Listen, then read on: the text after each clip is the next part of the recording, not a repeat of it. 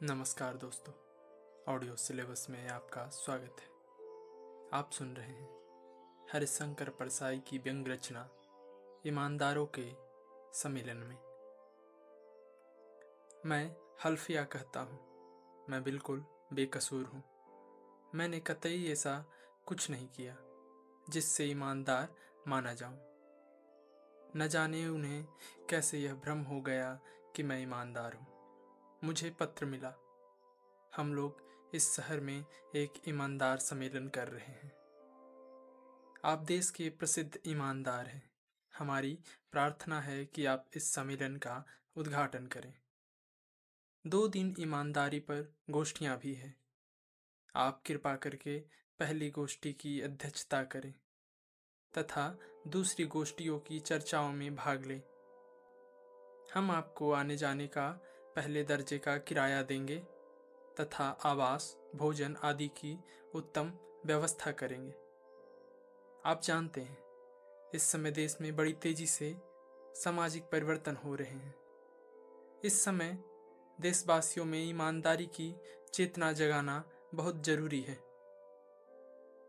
इस दृष्टि से यह सम्मेलन राष्ट्रीय महत्व का होगा। आपके आगमन से ईमानदारों तथा उदीयमान ईमानदारों को बड़ी प्रेरणा मिलेगी। जब ईमानदारी लद ही गई तो मैं गया, लेकिन फिर हल्फिया कहता हूं कि ईमानदारी के लिए नहीं गया। ईमान से मुझे कुछ लेना देना नहीं है। मैं यह हिसाब लगा कर गया। दूसरे दर्जे में जाऊंगा और पहले का किराया लूंगा।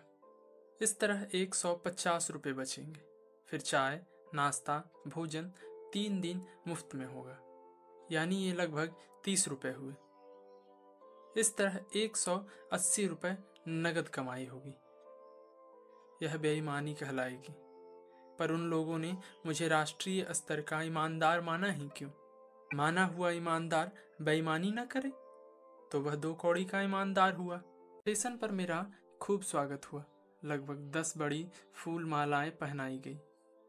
सोचा आसपास कोई माली होता तो फूल मालाएं भी बेच लेता। मुझे होटल के एक बड़े कमरे में ठहराया गया।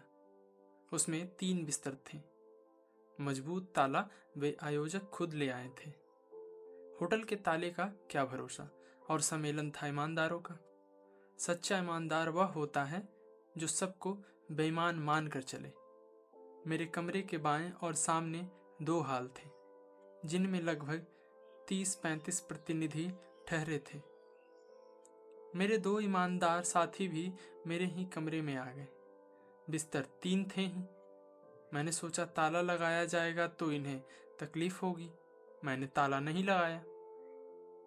सम्मेलन ईमानदारों का था तो ताला क्यों लगाया जाए? मैंने देखा है, चोरों के सम्मेलन तक में ताला नहीं लगाया जाता। चोर अपने चोर बंधु की चोरी नहीं करता। उद्घाटन शानदार हुआ। मैंने लगभग 1 घंटे तक ऐसा अच्छा भाषण किया कि मुझे अभी तक शर्म आ रही है। लोग जा चुके थे। मैं था मुख्य अतिथि। मुझसे लोग बातें कर रहे थे। मैं चलने लगा तो चप्पल पहनने गया। देखा मेरी चप्पलें गायब थीं। नई और अच्छी चप्पलें थीं। अब वहां एक जोड़ी फटी पुरानी चप्पलें बची थी। मैंने उन्हें ही पहन लिया। यह बात फैल गई कि मेरी नई चप्पलें कोई पहन गया। एक ईमानदार डेलीगेट मेरे कमरे में आया। कहने लगा, क्या आपकी चप्पलें कोई पहन गया? मैंने कहा, हाँ, इतने बड़े जलसे में चप्पलों की अदला बदली हो ही जाती है। फिर मैंने ध्यान से देखा, उनके पाँव में मेरी ही चप्पलें थी। वह भी मेरी चप्पलें देख रहे थे। वे बहुत करके उनकी ही थी। पर वह बेहिचक मुझे समझाने लगे, देखिए, चप्पलें एक जगह नहीं उतारना चाहिए। एक चप्पल यहाँ उतारिए तो दूसरी 10 फीट दूर, तब चप्पलें चोरी नहीं होती। एक ही जगह जोड़ी होगी तो कोई भी पहन लेगा। मैंने ऐसा ही किया था। मैं देख रहा था कि वह मेरी चप्पलें पहने हैं और मुझे समझा रहे हैं। मैंने कहा, कोई बात नहीं, सुबह दूसरी खरीद लूंगा। आपकी चप्पलें नहीं गई, यह गनीमत है। फिर मैंने देखा कि एक बिस्तर की चादर गायब है। मैंने आयोजनकर्ताओं से कहा, तो उन्होंने जवाब दिया, होटल वाले ने धुलने को भेज दी होगी, दूसरी आ जाएगी, पर दूसरी आई नहीं। दूसरे दिन गोष्ठियां शुरू हो गई। विषय बड़े अच्छे थे। पहला, ईमानदारी ऐतिहासिक परिप्रेक्ष्य में। दूसरा, धर्म और ईमान। तीसरा, बेईमानी का सौंदर्य शास्त्र। चौथा, ईमानदारी और आधुनिकता। सबसे ऊंचे स्तर की चर्चा हुई बेईमानी के सौंदर्य शास्त्र पर।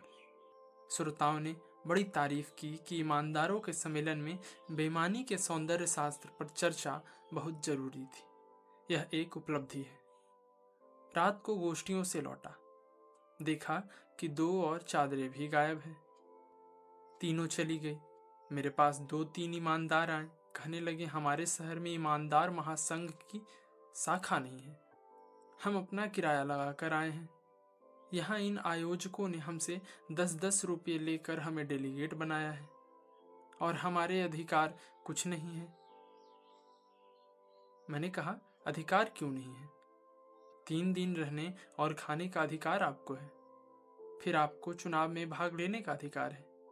जब इतनी दूर से आए हैं तो कुछ बनकर जाइए, मंत्री, उपमंत्री या कम से कम कार्यकारिणी के सदस्य बनकर जाइए। सम्मेलन में आकर बिना कुछ बने नहीं लौटना चाहिए। दूसरे दिन बैठक में जाने के लिए धूप का चश्मा खोजने लगा तो नहीं मिला। शाम को तो था। मैंने 1-2 लोगों से कहा तो बात फैल गई। इसी समय बगल के कमरे में हल्ला हुआ। अरे, मेरी ब्रीफकेस कहाँ चला गया? यहीं तो रखा था। मैंने पूछा, उसमें पैसे तो नहीं थे? जवाब मिला, पैसे नहीं थे, कागजात थे। मैंने कहा, तो मिल जाएगा। मैं बिना धूप का चश्मा लगाए बैठक में पहुंचा। बैठक में 15 मिनट चाय की छुट्टी हुई। लोगों ने सहानुभूति प्रकट की। एक सज्जन आए, कहने लगे, बड़ी चोरियां हो रही है, देखिए आपका धूप का चश्मा ही चला गया। वह धूप का चश्मा लगाए थे। मुझे याद था 1 दिन पहले वह धूप का चश्मा नहीं लगाए थे। मैंने देखा जो चश्मा वह लगाए थे वह मेरा ही था, काले मोटे फ्रेम का, पर वह बिखट के मेरे सामने बैठे थे। कहने लगे, आपने चश्मा लगाया नहीं था? मैंने कहा, रात को क्या चांदनी में धूप का चश्मा लगाया जाता है? मैंने कमरे में टेबल पर रख दिया था। वह बोले, कोई उठा ले गया होगा। मैं उन्हें देख रहा था और वह मेरा चश्मा लगाए इत्मीनान से बैठे थे। बेईमानी का सौंदर्य शास्त्र वह ठीक से समझ गए थे। खैर, आयोजकों ने मुझे एक चश्मा खरीद दिया। तीसरे दिन रात को लौटा तो कुछ हरारत थी, थोड़ी ठंड भी थी। मैंने सोचा बिस्तर से कंबल निकाल लूं, पर कंबल भी गायब था। फिर हल्ला हुआ। स्वागत समिति के मंत्री आए हैं, कई कार्यकर्ता हैं। मंत्री कार्यकर्ताओं को डांटने लगे, तुम लोग क्या करते हो? तुम्हारी ड्यूटी यहाँ है? तुम्हारे रहते चोरियां हो रही है। यह ईमानदार सम्मेलन है, बाहर यह चोरी की बात फैली तो कितनी बदनामी होगी। कार्यकर्ताओं ने कहा, हम क्या करें? अगर सम्माननीय डेलीगेट यहाँ वहां जाएं तो क्या हम उन्हें रोक सकते हैं? मंत्री ने गुस्से से कहा, मैं पुलिस को बुलाकर यहाँ सबकी तलाशी करवाता हूं। मैंने समझाया, ऐसा हरगिज मत करिए। ईमानदारों के सम्मेलन में पुलिस ईमानदारों की तलाशी ले, यह बड़ी अशोभनीय बात होगी। फिर इतने बड़े सम्मेलन में थोड़ी गड़बड़ी होगी ही। एक कार्यकर्ता ने कहा, तलाशी किनकी करवाएंगे? आधे के लगभग डेलीगेट तो किराया देकर दोपहर को ही वापस चले गए। किसी ने कहा, मुझे तो शक है उन पर जो हमारे संगठन में नहीं है और यहाँ 10 रुपये देकर डेलीगेट बन गए। संयोग से 10 रुपये वाला एक डेलीगेट वहां बैठा था। वह गुस्से से लाल होकर बोला, हमें क्या आप बेईमान समझते हैं? हम क्या यहाँ चोरी करने आए हैं? आप लोगों ने क्यों अखबारों में विज्ञप्ति छपवाई कि हम आ सकते हैं और 10 रुपये देकर डेलीगेट बन सकते हैं? हम हरगिज ना आते। मेरी अपनी पानी की कुपी चुरा ली गई। मेरे साथी की जेब से 50 रुपये चुरा लिए गए। मुझे तो ऐसा लगता है कि आप लोगों ने सम्मेलन इसलिए बुलवाया है कि डेलीगेटों की चोरी करा लें। तलाशी अपनी कराओ। बड़ी मुश्किल से मैंने उन्हें समझाया। रात को पहनने के कपड़े सिराहने दबा कर सोया। नई चप्पलें और सेविंग का डिब्बा बिस्तर के नीचे दबाया। सुबह मुझे लौटना था। मुझे उन लोगों ने अच्छा पैसा दिया। मैंने सामान बांधा।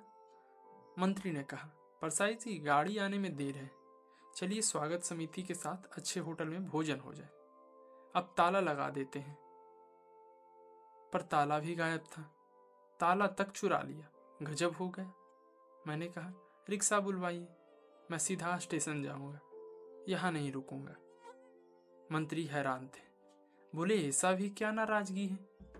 मैंने कहा, नाराजगी कतई नहीं है। बात यह है कि चीजें तो सब चुरा ली गई, ताला तक चोरी चला गया। अब मैं बचा हूं, अगर रुका तो मैं भी चुरा लिया जाऊंगा।